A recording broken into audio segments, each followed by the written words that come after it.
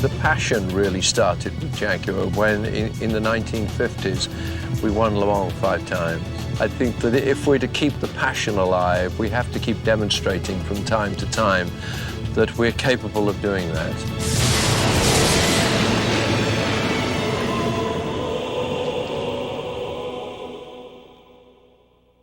I was an absolute car nut from being able to walk before I could talk almost. I've been a fanatic of Jaguars for, I would say 15 years. 30 years. 13 years. 22 years. 30 years. My father worked here for around about 28 years. My sister also worked at Jaguar cars. Her husband also worked at Jaguar. Cousins, close relatives, uncles, they work at Jaguar. The car itself, the E-Type, is one of the best cars I've ever made. I absolutely loved, adored the two-seater coupe E-Type. It was a beautiful car, one which I wish I had kept. You expect a Jaguar to be something which is sensuous, feline,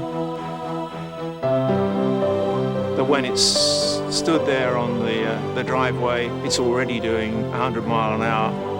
It's about muscle and subtlety, a sense of animalesque forms, the flowing forms. There are no hard edges, no abrupt shifts of plane and angles. The car is truly conceived three-dimensionally, and that's the way we actually work with it. We sculpt the car, we do not construct the car. I think Jaguarness is about the ability to see a new Jaguar and recognize it instantly.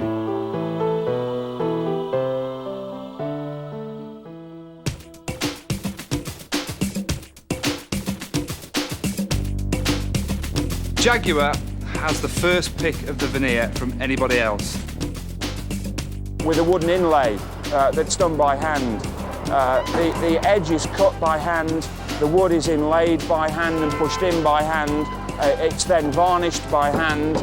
Each car set is matched uniquely for that particular car set. Mirror matching is where we bring the two pieces together, and this side are exactly the same. This is a thing that's been done within Jaguar, even long before I came here, and it's unique to Jaguar. If you went into the wood shop, they would tell you that, in fact, what we do is we actually sell cars as a means of displaying their wood, not building wood to enhance the vehicle.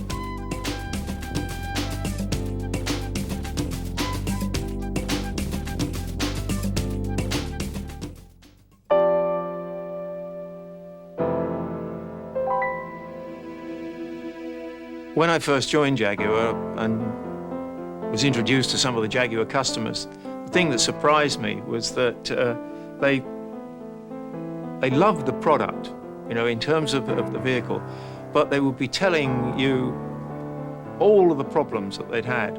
I mean, it was sort of, if you went to any evening, they would be swapping war stories about, you know, I had the transmission fail or I had some other thing.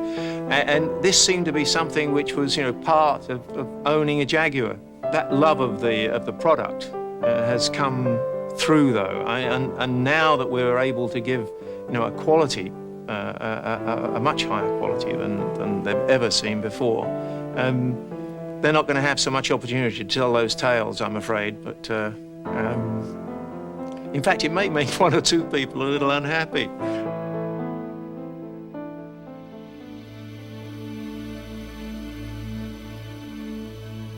There is no comparison between the car I drive now and the car I drove back in 1984 when I arrived. The interaction you have with the car is just so much more refined now and much more consistent.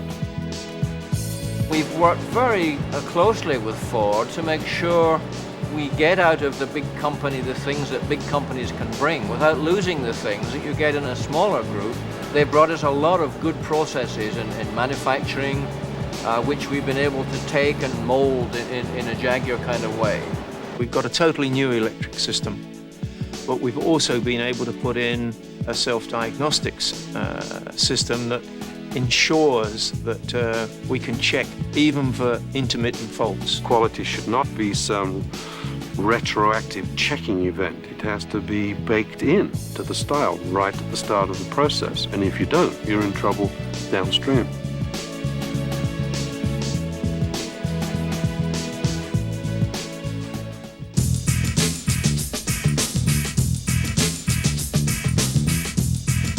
It's actually quite awesome when you start with a clean sheet of paper and you think, OK, what do we want? What do our customers want?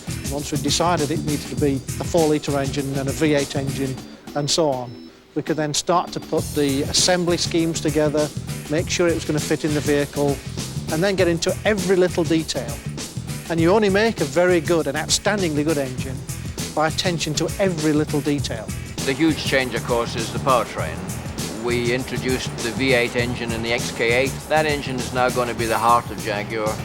We've gone out to 290 horsepower, we've improved the fuel consumption, we've reduced the weight of the engine dramatically, and of course we've improved the quality of the engine. V8 is silky smooth, but at the same time has got enough GGs under there to blow your socks away. So really we've got a V8 engine here which is going to push this car faster than the V12 did, and on the other hand it's got better fuel consumption than the 6-cylinder it replaces. So you're getting the best of every world. It's the totality of the engine that makes it special.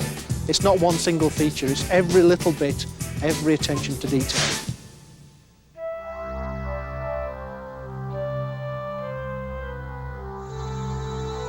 The 98 model year is faster, it's quieter, the suspension is more refined, the steering gives a far better sense of control. The whole bundle put together just says to you, this is a Jaguar. We've made the interior quite a lot different. We've blended it with the exterior. On the interior of the car, from a style point of view, we've moved forward. Much more rounded, smooth looks, much more contemporary on the inside. You feel very good the minute you step in the car. In fact, you feel good before you step in the car because the look of the car is just gorgeous. Now we're in an XJR. It's a supercharged version of the XJ8 sedan. And the XJR is the ultimate expression of what we can make a Jaguar do. Its 0 to 60 is 5.4 seconds, and it's just a great car to drive. What we've tried to do very hard with this car is to capitalize on the performance of the AJ V8 and the new gearbox and new final drive.